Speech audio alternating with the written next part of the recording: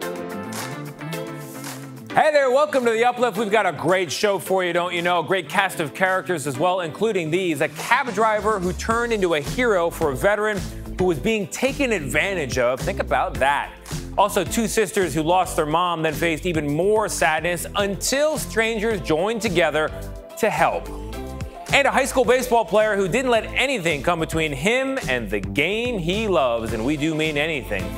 Also, a 102-year-old World War II veteran finally getting some long overdue recognition and a surprise phone call. There's David Begnaud. Plus, a baseball team that goes bananas. What makes them so different from the rest? We'll show you. We'll explain, too. All that plus our top heartwarming videos, the ones you just need to see. You're watching The Uplift.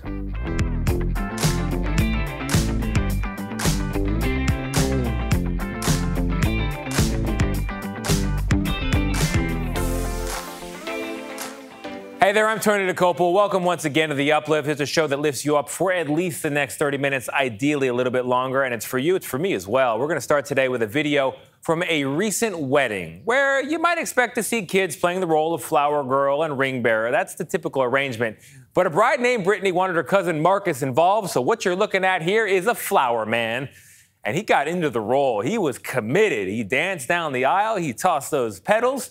And Brittany said he definitely, quote, understood the assignment. Nicely done. All right, our next video shows a toddler who could not contain his excitement when he heard the garage door open because he knew that meant a certain someone was home. Take a look.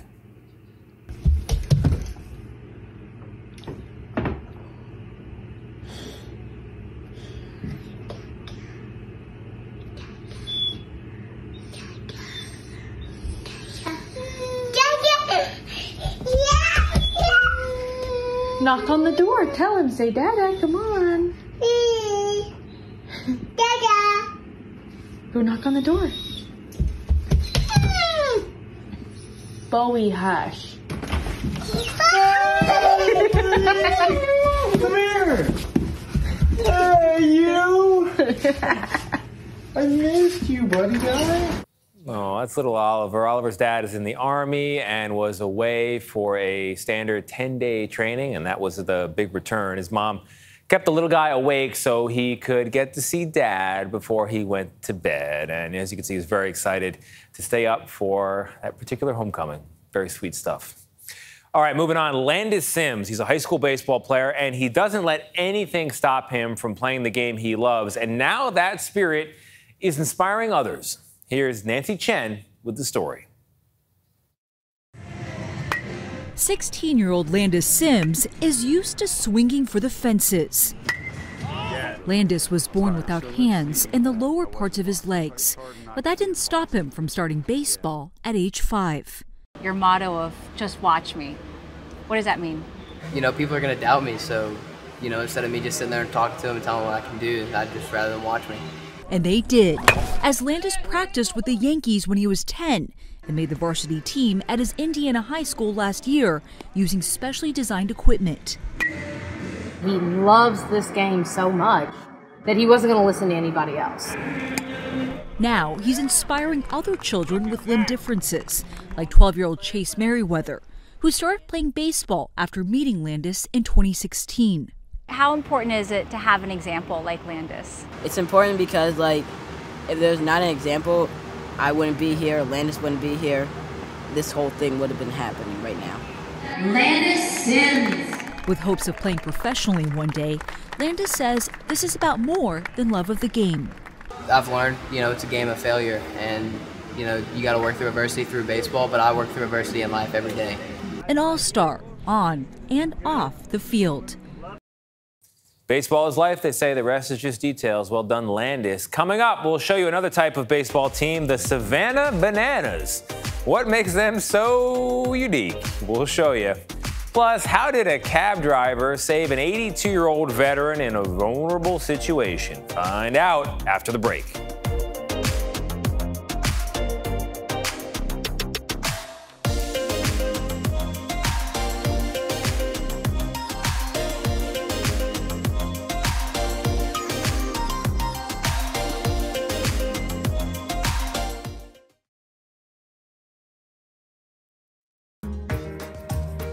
Welcome back to The Uplift. My CBS Mornings co-host Nate Burleson likes to say that not all heroes wear capes. Well, this next story proves that some drive cabs. How did a driver help a vulnerable 82-year-old veteran? Well, CBS Sacramento's Steve Large has the story. What was the first sign that something was wrong? We got a call, and it was to go pick up a friend. He is a cab driver with no cape. Our red flags go off all the time. But Joel Karstens is being hailed a hero. Well, he got in the car, and then what happened is he showed me he had $8,000 cash. He saved 82-year-old Vietnam veteran Bill Miller. They wanted me to put $2,400 in this account. From losing thousands of dollars in a phone scam. No, it was from Publisher's Warehouse. So I said, well, Bill, what are we doing? And he says, well, there's, he says something about Publisher's Clearinghouse. And so right then I knew exactly what was going on. The scam artists had set up the cab ride, counting on Karstens to deliver Miller to a bank he'd never gone to before to make a deposit in an account he'd never set up before. The promise, millions of dollars and a Mercedes. And if anything sounds too good to be true, it is. Karstens took a detour and drove Miller to Miller's bank instead, even walking him inside the branch to talk to the teller. I told him he was a hero, and when I went into the bank, other people heard what happened and came up and shook his hand and said, "Thank you very much, for helping." This Vietnam vet's hard-earned savings, saved by a conscientious cab driver. Don't fall for this stuff. If it sounds too good, it's bad. Ain't that true? All right, NASA recently released images from the James Webb Telescope, but some people got to see those images of far-off galaxies up close, real close. CBS Sacramento's Rachel Wolf has the story. Why do you like studying space so much? Because I want to go to space. 7-year-old Sherman Sudbury wants to be the next man on the moon. How excited are you, like on a scale of 1 to 10?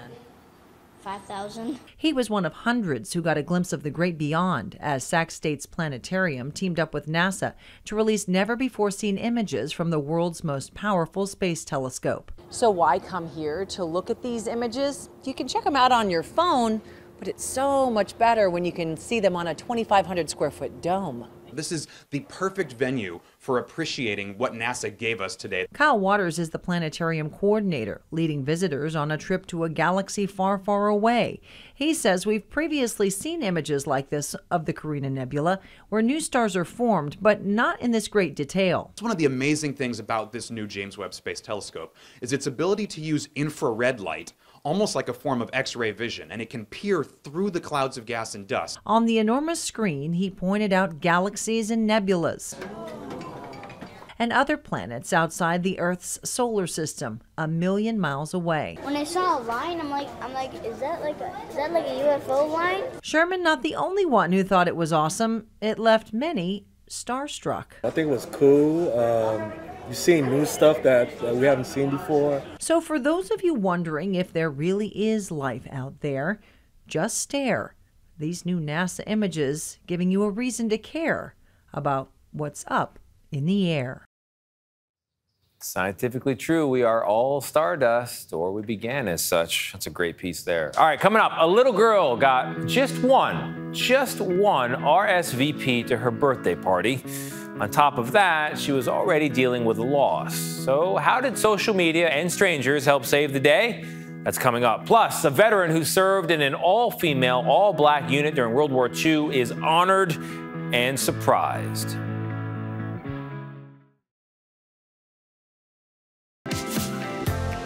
There's a different kind of baseball team entertaining fans in Savannah, Georgia. How different and why? Well, Chris Van Cleve explains. It's baseball with a twist. A batter on stilts, or wearing kilts. Here's a dancing umpire. It might have you thinking, that's bananas. And you'd be right. The viral video sensation Savannah Bananas are a different bunch by design. Team owner Jesse Cole. What does a baseball purist think about what you're doing? Baseball purists don't love what we do, but we're not for them. We're for people that want to come out and have fun. Banana Ball is a bit P.T. Barnum meets the Harlem Globetrotters at a dance party. Cole tweaked the rules to amp up the action, making for plenty of viral appeal. Like Kyle Lugg's groovin' pre-pitch dance viewed over 43 million times on TikTok. It blows my mind. It's insane to think about. Try and do it again. See what you can do next to get more. Every game is a sellout, with a ripening waiting list 65,000 fans long. The Renters drove 11 and a half hours from Ohio. Major League Baseball is not quite anything like this. It's boring, so we are very excited to be down here. Perhaps most striking, for 2 hours, fans' eyes were not on their phones, but on the field. No need for social media when the viral moments happen right in front of you. Our next story is about an 8-year-old girl who just suffered a terrible loss and then had to try to celebrate her birthday. That can be tricky. What could have been a devastating day, though, turned into a beautiful one. Caitlin O'Kane has the story. Chloe Sexton and her little sister Charlotte lost their mom this year to cancer. Chloe is 20 years older than her sister. She's always been like a second mom to Charlotte. Now she was her guardian. Grief is wave after wave of firsts. The month of May is her birthday, my baby's birthday, and Brain Cancer Awareness Month. So I thought, the worst of the firsts had come, but my little sister's birthday, I hadn't really anticipated how much that would hurt. Their mom battled brain cancer for most of Charlotte's life, undergoing 5 surgeries over 11 years. So Charlotte wasn't accustomed to celebrating her birthday with a big party. Charlotte had to move to a new school, and her big sister wanted to throw her a party for her upcoming 8th birthday. Chloe sent out invitations to Charlotte's new classmates and was disappointed by the response. My little sister turns 8 tomorrow. Her birthday party is going to be this weekend. Our mom died of brain cancer 83 days ago. One child from her class RSVP. Her whole class knew what happened, okay? Chloe, who has a following on social media, posted about it on TikTok, and the story went viral. Followers started conversations in the comments, coordinating with each other on how they could help out. The most help that I got locally, I started getting through Instagram. So fellow moms who were finding out that they live in the same city as me, who said, I have a kid the same age as Charlotte. Can we come to the party? I got at least a dozen of those, and every one of them, of course, I said, yes, you can come to the party. Please come to the party. And then there was a woman named Libby, and she has a 22-year-old horse named Miss Gracie, and she asked, can I bring her for pony rides? I said yes. Pretty much I just kept saying yes, so it became this enormous party. But obviously the most helpful thing was the women who were reaching out to me saying, can I help you set up for the party? Can I come to your house and help you set up and clean your house? And it was just, yes, you can, absolutely. Charlotte had no clue what was going on behind the scenes. I didn't tell her anything about the kids not coming. I only focused on who was coming. So I told her, you're gonna meet a lot of new kids today, and it's gonna be amazing, and you're gonna have the best birthday of your life, I promise you. So I didn't tell her anything that was gonna happen that day. Also, just in case, Miss Gracie the pony got a flat tire or something, I didn't want any of the disappointments to be focused on that day. But a lot of it was a surprise to me as well. Charlotte said the party was even more beautiful than she could have imagined. Both sisters made friends that day. It doesn't completely fill the hole left by their mom, but now they know they have each other and a whole community of support. I feel like it became something that was so much more than a birthday party. My sister went to therapy this morning, actually, and something that she had said was, none of the day was sad. It was all very, very happy. I do wish that Mommy had been here, but it was so happy. And that's all I was really looking for, was it not to be a day where she was focused and sad about what she wasn't going to have because Mom was gone. It may have been Charlotte's birthday, but the party meant a lot to Chloe. I think it changed my life. I think it saved something in me, which was that it can be isolating in itself to be on social media and to never actually meet the people or see the people who comment on your life and on your grief. It can feel like none of it's real. Like, people will say nice things, but do they ever really know you? Do they ever really care? And this was the first time that I ever saw people all over the world see an opportunity to show me that they cared about me and they saw me, and to make it happen so that I didn't feel alone. It's very sweet. Coming up, more sweetness. David Begnaud introduces us to a World War II veteran who received long overdue recognition and a surprise phone call. Who's on the other end of that line? Find out after the break.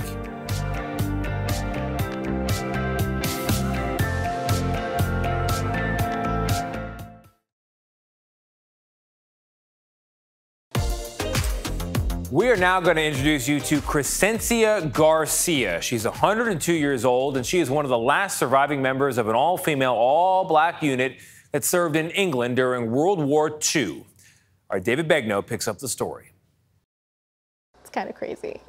2 years ago, I received a message from Tara Garcia. Hi, David. She told me that her grandmother, Crescencia, had beaten COVID at the age of 100. Now, that was at the beginning of the pandemic, and we all needed good news then. So I tweeted about it and included pictures that Tara had sent to me, one of which included her grandmother in a military uniform. I just knew that she was a veteran and that she was in the Army and that she was very proud. That tweet went viral, and it was seen by retired Army Colonel Edna Cummings. It was like being in a casino and hitting the jackpot. She started connecting some dots and reached out to Garcia's family. She spoke to Tara. She says, let's start here. Give me her dog tag numbers and we'll compare them. As it turns out, she was in a burn unit about 30 kilometers from Birmingham, England, treating soldiers because it was such a manpower shortage all over, Europe. Get this. Crescencia Garcia is one of only 6 surviving members of an all-female, all-black segregated unit that was sent overseas during World War II. Known as the 6888, the 855 women that served in that unit are now receiving long overdue recognition. They're the only military women's unit to receive the Congressional Gold Medal.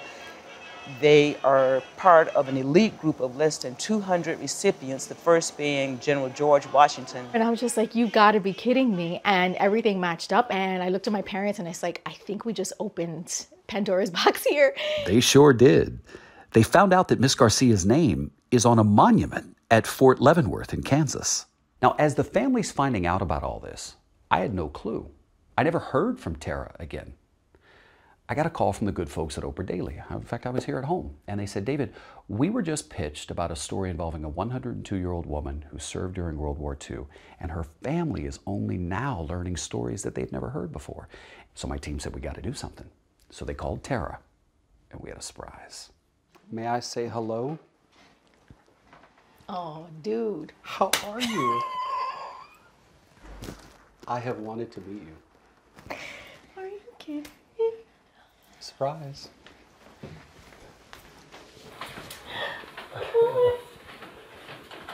Oh, the pleasure is mine. The pleasure is mine. You don't understand. You don't understand. Well, I came to listen. Hi. Hi. Oh my gosh. Okay, I'm so sorry.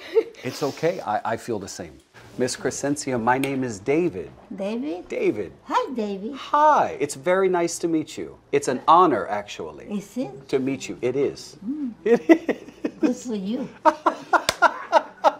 She enlisted in the U.S. Army at the age of 24 after being enraged by the bombing of Pearl Harbor.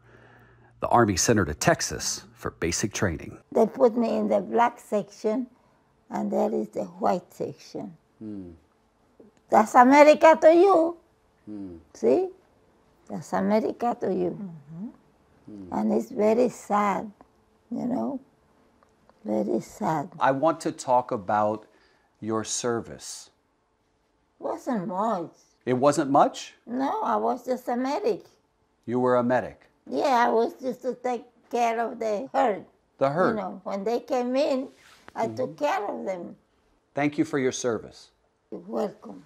I am proud to be an American. What is this moment like for you? I am delighted that everyone gets to see what I see. Because some people don't get it until you actually experience it and see it. You don't live to be 102 without being a spark plug. I mean, right? You're full of life. You are full of life. He said 102? Oh my God. You just reminded her how old Be she careful, because you'll be my grandson. Oh, you look great. You look great. Thank you. Mrs. Garcia was born in Puerto Rico on April 18th, 1920. A loaf of bread cost you 12 cents then. Woodrow Wilson was the president, and women didn't have the right to vote.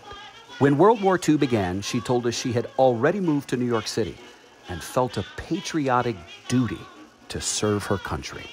After the war, she married Esteban Garcia II, an Army veteran himself.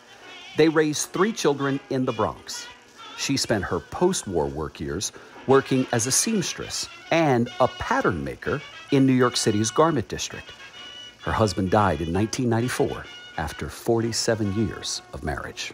That's my grandfather. Let me see this handsome man. Now, we had arranged for a little surprise for Mrs. Garcia, but the surprise timeline was a little off and she was getting a little restless. So what were we going to do? You want scotch? I have Johnny Walker. Johnny Walker. Mm-hmm. You want one? Yeah? Johnny She wants a scotch. Does she really? Can we cheers? We're going to have a toast. Okay. A toast. To you. To me. At 102. Thank you. To you and 102. Yes. Cheers. Salud. Mama, salud. Finally, the phone rang. So I have one other surprise for you. Can you answer that, please? Hello? Tara? Hi, how are you? It's Jill Biden. How are you doing? Hi. I'm great. How are you? I'm great too. I hear you have a very special grandmother. I do. Hello. Hi, it's Jill Biden. Oh. Uh-huh. Wow, my salute for you, woman.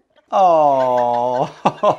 You're the one that needs to be celebrated. You are one incredible woman, and I can't thank you enough for all your service to our country. And I salute you. Keep it up. Keep up the good work.